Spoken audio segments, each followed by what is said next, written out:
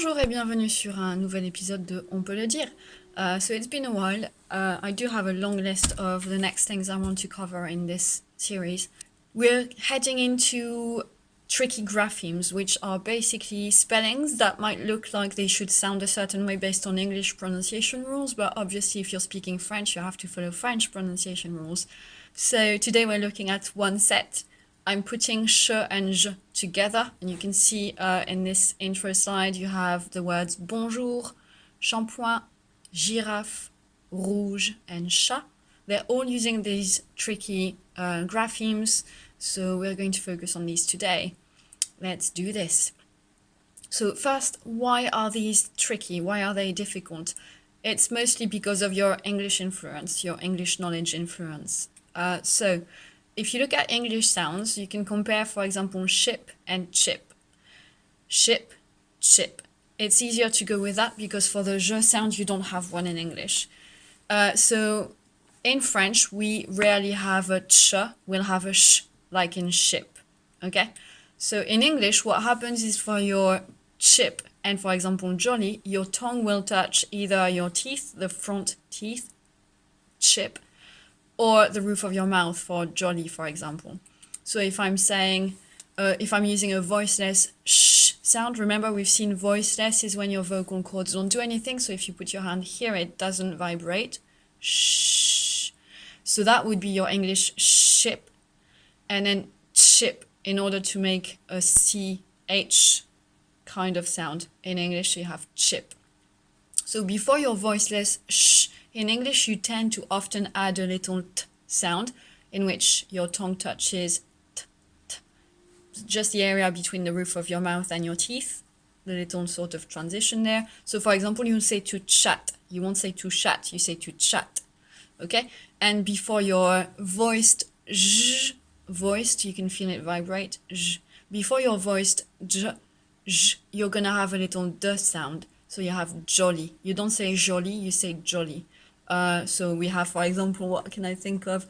We have chat, we have chip, we have cheap, and then jolly, jelly, Jane, Jean, Joan. All of these you have a little d in front of it and a little t in front. You might not have realized it, so it might be worth pausing the video and just saying chip, chip, chip, chip repeatedly so you can feel what your tongue is doing. Chip. And what you want to do is cut off that initial moment when your tongue touches the roof of your mouth. And same for jolly, jolly, jolly, jolly. Do it until you're really confident you can feel what your tongue is doing. Once that's sorted, basically in order to say the French sounds properly, you just have to cut off that initial contact between your tongue and the roof of your mouth or your teeth, and that's all there is to it. So for CH or SH, if you see them written in French, you keep your tongue away from the front teeth and you pretend it's an SH as in ship, and that's it. Simple. So if you see CH or SH in French, you'll say sh. For example, we have chez, as in at somebody's house, chez. Chaud for hot, chaud. Chat for a cat, chat. And I need to move the phone, it's hiding. Chien. Chien. I didn't really put that in there. Let's just put it here. That should be okay. So we have chez, chaud, chat, chien. That's how it works in French. You just don't do the initial t that you would in chip, and that's it. For the je sound, it's basically the same. The added difficulty for this one is that you don't actually have that sound in English. Now in French we can write a je sound in three ways. So it's either a J or it's going to be GE or GI. If you see those, you have to do a French j sound, which is the second half of your j sound. Basically you cut off the moment when your tongue touches the roof of your mouth and boom, you've got it. So again, keep the tip of your tongue away from your front teeth, away from the roof of your mouth to do a voiced j, which is again almost as in jolly, but you cut off the initial d, jolly. Okay? So for instance, we have j'ai for I have, j'ai, and you can test out the voiced character of it by putting your hand against your throat. J'ai, beige, which is the color beige, beige, bougie, bougie, that's a candle, bougie, and bonjour, which you probably already know, bonjour. It's not bonjour, it's bonjour, bonjour. So if you see J, G-E, or G-I, you say J, okay? Now we have a bit of practice time. First, your job is going to be for each underlined grapheme. You need to decide if it belongs to the left side of the screen with a voiceless sh, or to the right side of the screen with a voiced j. So I'm gonna give you 30 seconds to have a look at the underlined parts and decide if they will be voiceless sh or voiced j. 30 seconds.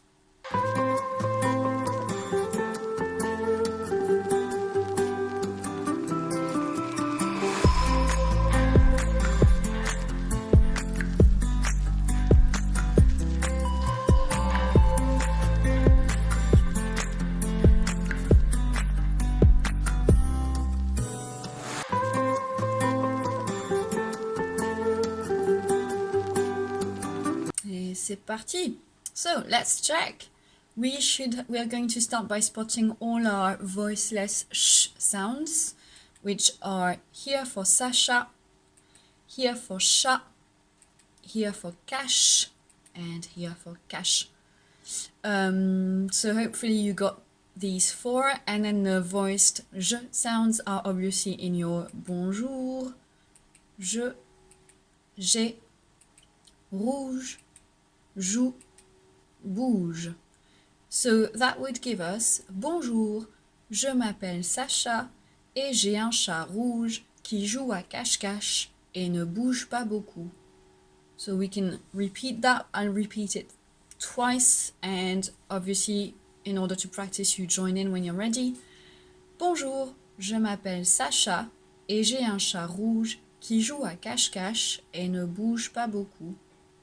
Bonjour, je m'appelle Sacha et j'ai un chat rouge qui joue à cache-cache et ne bouge pas beaucoup. So that's it for this practice, and then I have another one which is a little bit more like a little tongue twister-ish. This practice time is going to be for the je sound only, because in my experience, once you've wrapped your mind around or your head around the fact that French ch never sounds ch but always sounds like an sh in ship, you're good.